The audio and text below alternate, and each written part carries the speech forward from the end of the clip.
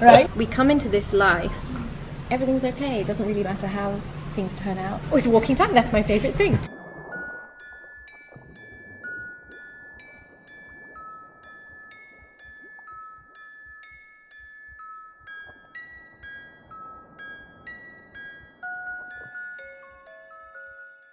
Hello, Sarah. Hi, Timo. Thank you for taking time. It's nice that you asked me. Yeah, I'm happy that I had the chance to, as I'm here right now in Dahab as well. Yeah, welcome back. Thank you very much. Yeah, I got some questions for you. I'm very interested in, and yeah, I'm keen to start with you and to ask you. Yeah. Okay. As I said, anyway, they're actually only open questions. I have nothing in mind. Yeah, so it's you will just see. Okay. So the first question is actually, what brings you out of bed in the morning? What gets me out of bed in the mornings? Quite often, walking the dogs. Okay. 3 dogs and 2 cats, and knowing that they need to get out. And actually, it's lovely. It's a perfect start to the day because we get out, we go down to the laguna, we walk through the baby lagoon. Depending on the tide, it's either sort of up to the top of my thighs or up to my boobs, and they're swimming. And yeah, that brings me a lot of joy. Yeah. So I'm treating it at the moment as a sort of a moving meditation, feet in the sand, feet in the sea, and just being in nature and using it as time in the mornings just to experience joy. Because animals are so spontaneous, you know, they're just so in the moment. And I learn every day something from my animals about just, you know, letting go of the heaviness sometimes that comes in of life and just having fun, you know. Is it dinner time? Oh, that's my favourite thing. Oh, it's walking time? That's my favourite thing, you know. So, yeah, that's, I mean, it's not every morning, but yeah.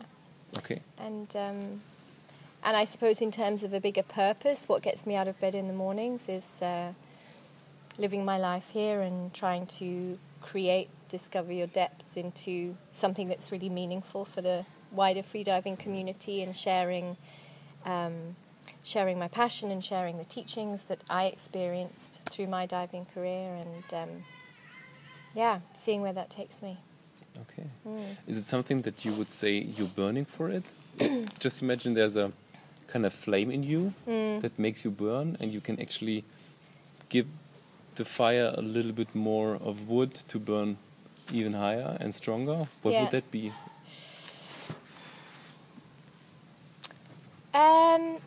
That's an interesting question, actually, because one thing I notice is that when I talk to somebody who doesn't know anything about my work, they say that I really start to come alive when I'm explaining, you know, what it's like to work with a freediver who is stuck somehow, and giving them just the key to what is going on in their mind, which opens up not only their freediving but a whole new perspective on life. Because they start to realise, oh yeah, that thought pattern was blocking me and it's been holding me back, and I don't have to do that anymore. So that's a big, yeah, I mean, I receive feedback from people about that, and also I have some students, and they just say, you know, when I'm doing the theory and I'm explaining about it is one thing, and it's inspiring, and they feel my passion, but then when I get in the water, then it's a whole nother level of seeing me, you know, really embodying what I'm trying to explain, and being in my element. Okay. I suppose. Yeah. Nice. I mean, I struggle also with the fact that the teaching side is one thing, and I love it, and that is my passion. Running a business and trying to develop a brand, it's a whole other story. And I have to admit, I have a lot less passion for that. I struggle with that, and that's so. I receive energy when I'm teaching, but I feel, you know, it gets taken away again when I'm sitting in front of my computer for too long. But it's one of the necessary evils of doing what we're trying to do. So it's actually something that you can get energy out of, and the other one is kind of taking the energy a bit away. Yeah. Okay. Yeah. What is personally for you success? What is success? It's happiness. doesn't really matter what you're doing and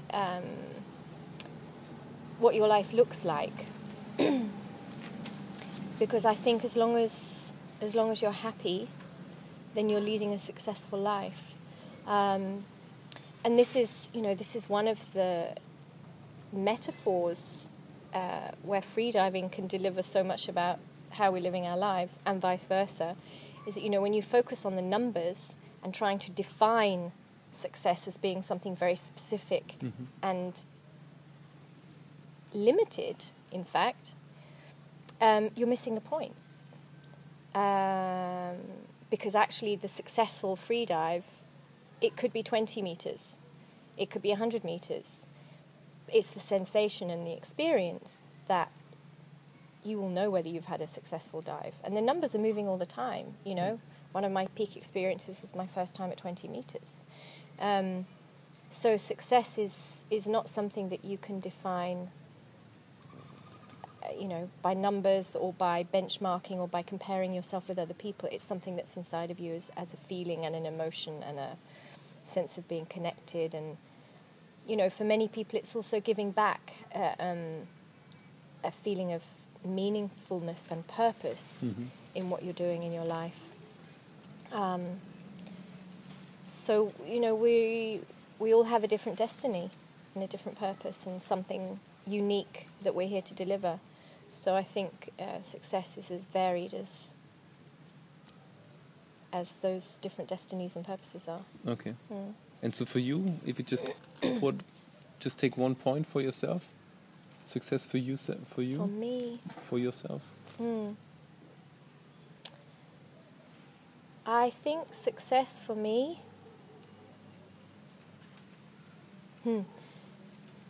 Interesting question.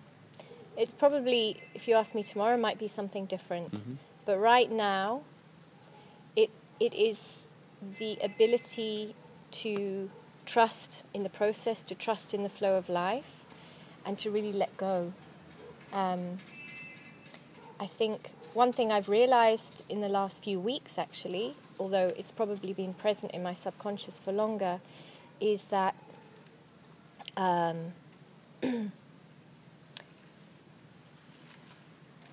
the need to control or to create a certain outcome is very limiting. And I know this because, I see it in freediving and I teach it in freediving. When we sort of say, wow, 50 meters, that's my ultimate dive. And you work towards that 50 meters, you get there and you suddenly realize, oh, actually I can do 60 and 70 and 80. And when the pressure of that initial 50 meters is off, everything is free and easy and light. So I think for me, being able to let go more, and I'm very conscious in most of what I do of trying to do it in a relaxed way, of breathing. But still I'll find myself sitting at my laptop and my toes are scrunched up or my shoulders are up here. Well, that doesn't help me to type any faster or to think any more clearly. It's just this subconscious energy that I carry, and I think a lot of people carry as a habit. So for me, it's letting go of those habits, being aware of those habits, letting them go, and being much more in this constant relaxed state of flow and acceptance and trust, and just everything's okay. Everything's okay. It doesn't really matter how things turn out. It's going to be okay. So yeah. Great. Okay. How important is personal development to you? Oh, it's everything. I think if you took personal development out of what I do professionally and out of how I strive to live, there's nothing left. I think as human beings, we come into this life with a very clear challenge, if you look at it from a spiritual perspective, that, if you believe in the concept that we are souls or spirit, the minute we incarnate into a human body, we have a sense of separation. And that creates a lifelong struggle of trying to understand this concept of being separated, and trying to find connection. We're always looking for connection in our lives, whether it's in relationships, whether it's with our environment, or most importantly with ourselves. Mm-hmm. And so personal development is really a coverall term, maybe one that's more acceptable to the West, that for me is about walking a spiritual path. It's about, do you know who you are? Do you understand your thoughts? Do you really connect with your deeper purpose and meaning in life? And if you're not working towards all of that, you're not developing yourself personally. So, yeah, it's everything. It's everything. Yeah, so yeah. Personal development Totally, is everything. yeah. Okay. Big passion. How do you handle expectations? My own or others? That's a good question. So first we can light up one side, and then there would be the other side as well. Yeah. I mean, when I set those first 3 world records back in 2007 with 9 months in the sport, I mean, when I made those 3 announcements, of course there's part of me which is like, whoa, you know, this is huge, but it was all a little bit dreamlike, you know, it's a little bit the naivety of the beginner. I never had expectations to have a world record. I was just having fun. And then, of course, when it happened, and it happened in such a spectacular way, you know, the focus of the freediving world was very much on me, and it's like, you know, well, she did 90 within 9 months, you know, of course she's going to be the first woman to 100, and she's going to do this, and she's going to do that, and da-da-da-da. And I'm hearing all this stuff and just going, really? But, of course, on some level, I'm also hearing it and going, oh, right, okay, so that's what I've got to do. So I internalized it. And I think that was my first mistake in freediving. Because when I came back to training then the next year, I hated it. I absolutely hated it. And I was miserable, I was stressed, I was not enjoying the dives at all. And I remember leading up towards the first competition of the season and having this sort of nagging thought in the back of my head of going, I just want this all to stop. I want something big enough to happen that I don't have to do this. Like I can have an excuse to pull out and save face. And my mum died. And then you just kind of think, fuck, you know, sorry, am I allowed to swear? You know, did I, on some level, manifest that? You know, it's like, be careful what you wish for. So something big enough did happen, and I was out of training. And I was out everything for quite a long time. I did come back in 2009 and start again, and I managed through just sheer willpower and stubbornness. Sorry, that's my dog on the roof. I managed through sheer willpower and stubbornness to gain a 4th world record, 96 metres constant weight, but I hated every minute of it. So this whole expectation game is a really tough one because I think it starts externally. I mean, it's not always external, but if you have external expectations and you internalise them, you put yourself under a huge amount of pressure, because the thing with expectation is that they trigger our ego. And so if there's an expectation of, for instance, in my case, oh, she's going to be the first woman in the world to 100, the ego then gets involved and says, okay, so you've got to do this in order to be accepted. You've got to do this in order to maintain everyone's respect and admiration and adoration and everything else, and acknowledgement. And so, of course, the flip side of that is if you don't do it, you're a failure, you're a fake. No one's going to like you, no one's going to respect you, no one's going to look at you anymore, no one's going to give you the time of day. And this is all, you know, the ego stuff, which is so, it can be so tricky. But how do you handle it today? Because this was already 8 years ago. This was a long time so ago. I'm pretty sure you learned a lot out of it. Oh, yeah. About the situation. How do you handle these expectations? So, first of all, how do you handle your own expectations today? The expectations you have for yourself. Yeah. I mean, my own expectations today, how do I manage them?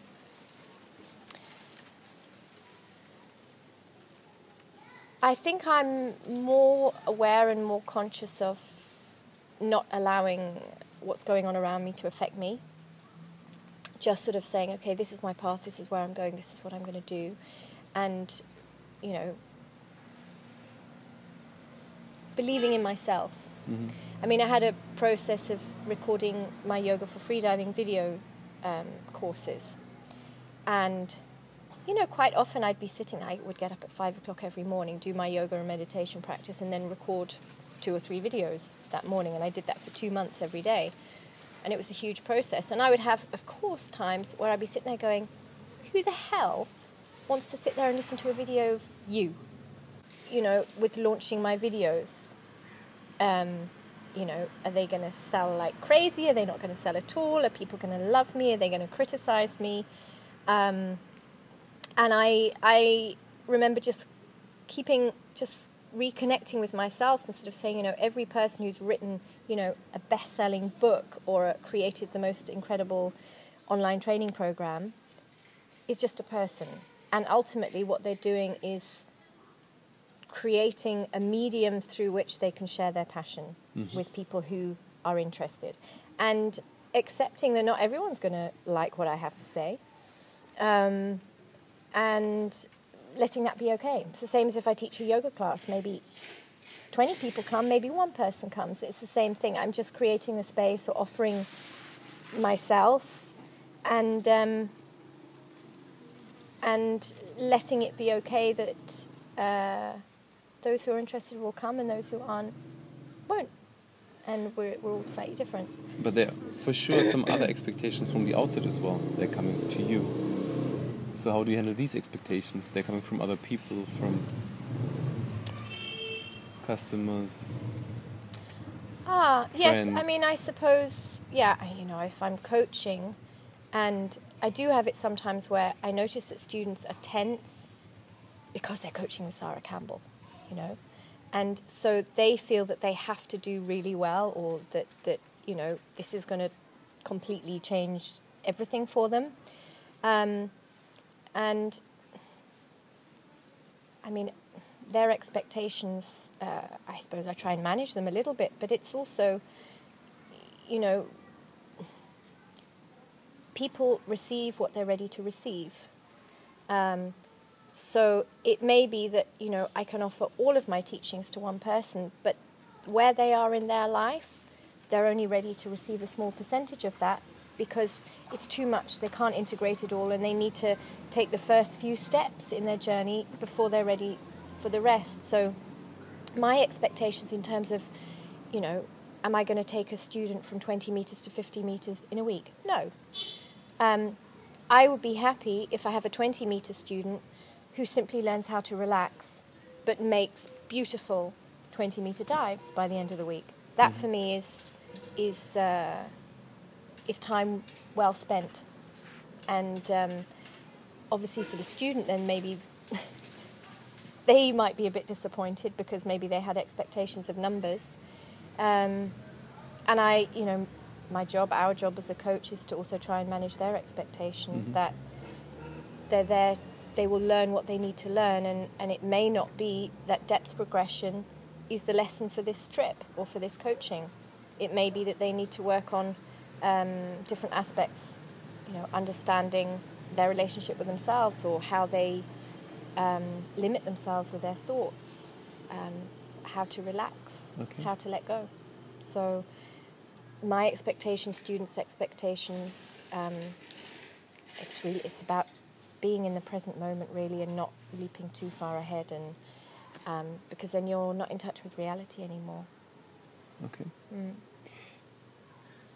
What's your definition of home? Well, when I came to Dahab almost exactly 13 years ago, the beginning of December 2004, I'd never really had a sense of home.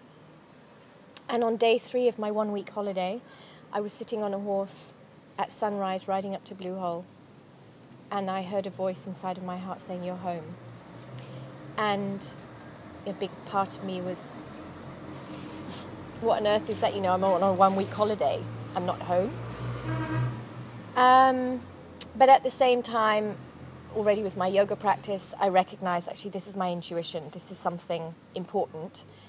And I decided to trust it. And Dahab has been my home ever since. I remember my first big holiday away from Dahab in 2006. Then I went to visit Hanley Prinsloo in Cape Town. And I had this weird feeling. And I was like, what is this? And I realized I was homesick. I'd never had that feeling before in my life, even though, I've lived abroad and, I lived in Germany and Holland and Italy and Switzerland. Never had homesickness. And that first, I can't remember even how long I was there, maybe a month away from Dahab. I missed it so much. So home is a feeling that you have rather than a location. And, I've now built these 2 houses here and I have a lovely environment that I live in and I have my pets and it's that feeling of being content where I am, where you are. And that can equally be, temporarily out of a rucksack in a little shack on a beach somewhere, when you just feel that you need nothing more in the world. I often have it when I'm on retreats and the lifestyle is so basic, but I don't have to think about anything and I feel very at home there. Cool. Yeah. That's nice. 3 things that make you happy. Oh. What would that be? Okay. If you count 3 things. 3 things that make me happy. Well, I covered it off in walking the dogs and seeing them, being totally spontaneous.